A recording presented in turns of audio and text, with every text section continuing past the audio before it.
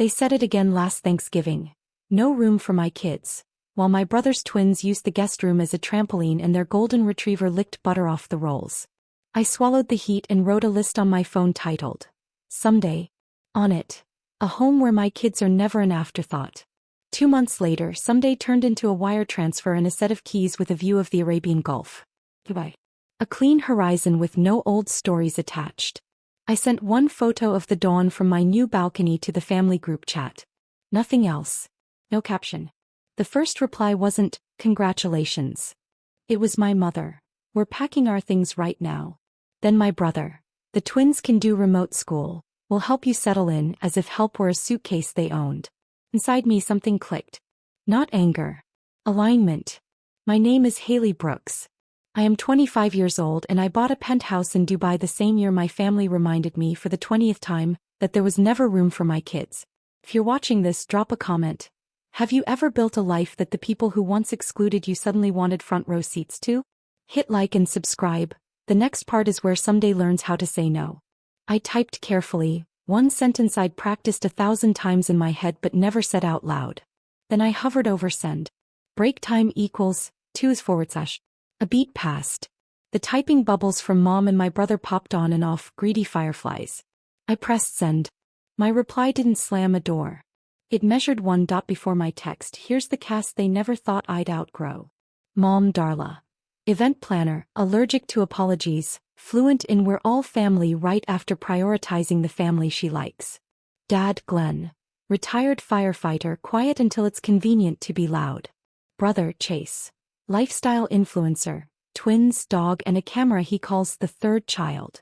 Sister-in-law Bree. Hashtags for feelings. Aunt May. School bus driver. Kind like a warm coat in the rain. Loyal, poor, honest. When I finally sent my message, it wasn't a tantrum. It was a policy. Happy to host guests, not opportunists. Stays by invitation only. Respect for my kids required. No filming them. No pets. No free labor.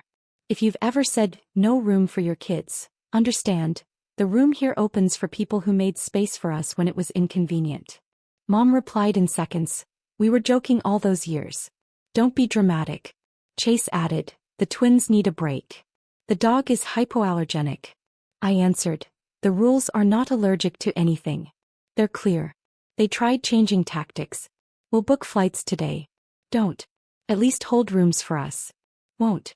While the chat flared, my kids, Nova 7 and Micah 5, drew our new balcony on printer paper, tiny squares for windows where they claimed imaginary bedrooms of their own. "Can Grandma come?" Nova asked. "If she brings kindness," I said. Break time equals 2 /. That night, Aunt May called from a late bus route. "Proud of you, baby," she said. "Boundaries are a love language. Folks who don't speak it call it rude." I set my phone to do not disturb and walked the penthouse like it was a promise I could touch. A kitchen that would never be a backstage, a living room that wouldn't shove my children behind someone else's holiday photos. At 2:14 a.m., my phone pinged anyway. A booking confirmation screenshot from Chase. 4 tickets. Dog in cargo. Arrival this Friday. They weren't asking. They were coming. I met with Layla, the building manager, at noon. She wore a navy blazer and certainty. "No pets," she said, tapping the residence handbook.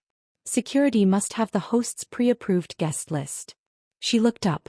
"You're the host. Who's on it?" 3 names, I said, and gave her mine, and my kids. That was all. She handed me a sleek plastic card. "If anyone arrives unlisted, security will escort them to a hotel taxi. Even if they say they're family?" "Especially then," she said, not unkindly. I added a PIN code to the elevator, changed the digital lock, and taped a note to the inside of the front door for myself. "No" is a complete sentence. Mom voice noted me later, sugar over steel. "It's not fair to punish everyone because of old misunderstandings." Old misunderstandings. The years of no room had apparently expired like milk, while my kids' hearts were expected to drink it anyway. I sent a final message. "If you land, you'll go to a hotel. My children are not a consolation prize." Break time equals 2 /. Friday came with the glittery rush of the city. Call to prayer in the distance, sun sliding down glass towers. Security called from the lobby at 6:41 p.m. Ms. Brooks, a Darla and a Chase are here with 2 minors and a dog. They say they're expected. They're not, I said, voice steady. Offer to arrange a pet-friendly hotel and car. I'll cover the first night. After that, they're on their own. A long pause. Understood. My phone lit up like a slot machine. You're unbelievable. We're already here. The kids are tired. I typed. Mine were tired every year you asked them to understand being uninvited. Nova tugged my sleeve.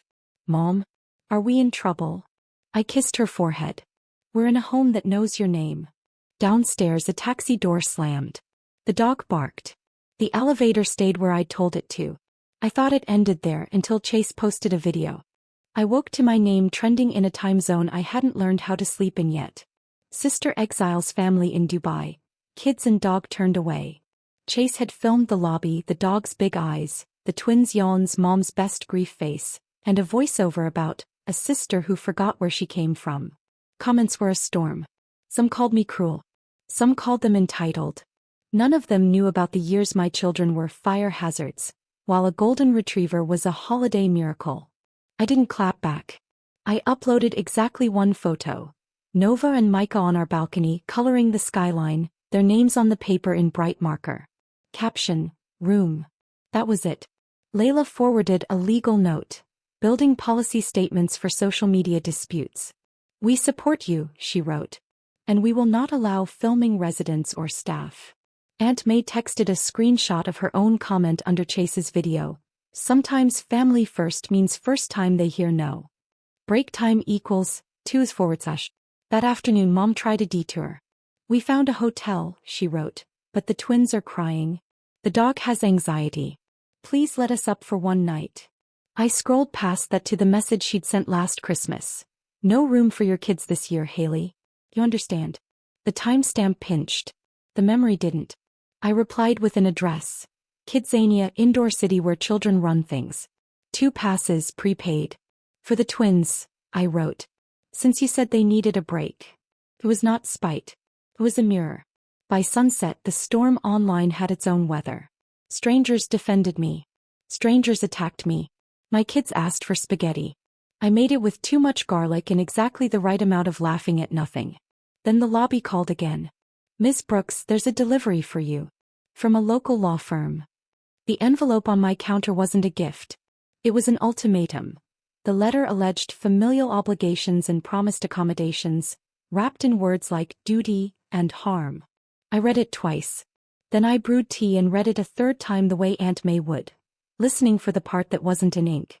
I forwarded it to Sahar, a lawyer a neighbor had recommended. Within an hour we were on a call. They can't compel access to your home, she said. There's no tenancy, no contract, and our building policy is clear. If they escalate, we respond. Her calm was a velvet hammer. Should I say anything publicly? I asked. Only if you want to feed a fire, Sahar said. Better to light your own candle.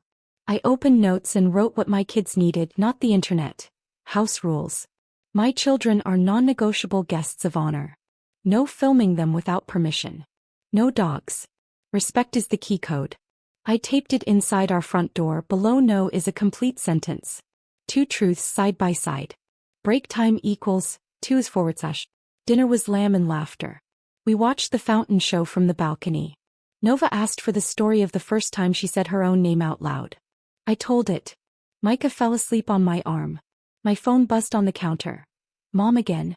We're done asking. Expect us. I typed back, I've never expected you. That's the problem. Sahar messaged. If they show, call security. Record interactions. Don't engage beyond logistics. Layla messaged, we'll be ready. At 9:12 p.m. the elevator camera pinged Layla's screen. 4 people, 1 dog, 2 suitcases, a phone aimed like a weapon. The elevator stopped at the lobby. Security stepped in, professional and unbothered. A few minutes later, a taxi door closed. The footage saved itself to a file named Policy Working. I tucked the kids into bed and stood at the window, city lights stitching constellations I didn't know the names of yet.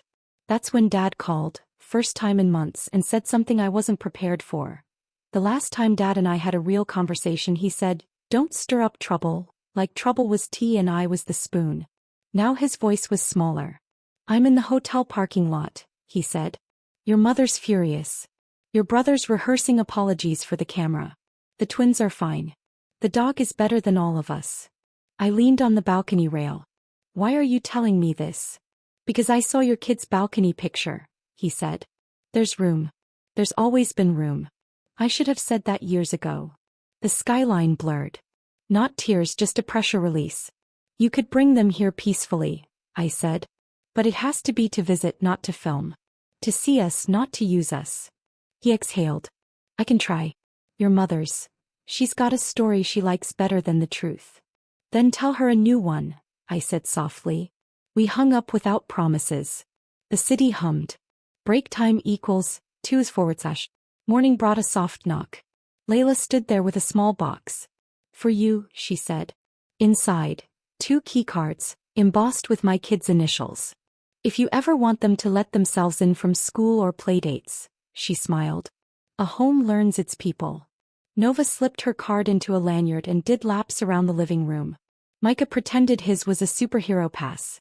Best house ever, he declared. The room expanded to fit his certainty. My phone buzzed again, this time a text from Dad. Meet me in the lobby at noon. Alone. I left the kids with a sitter Layla trusted and took the elevator down. Dad stood by a potted palm, hat in hand. Your aunt sent me your old someday list, he said, half smiling. You did it. He handed me an envelope.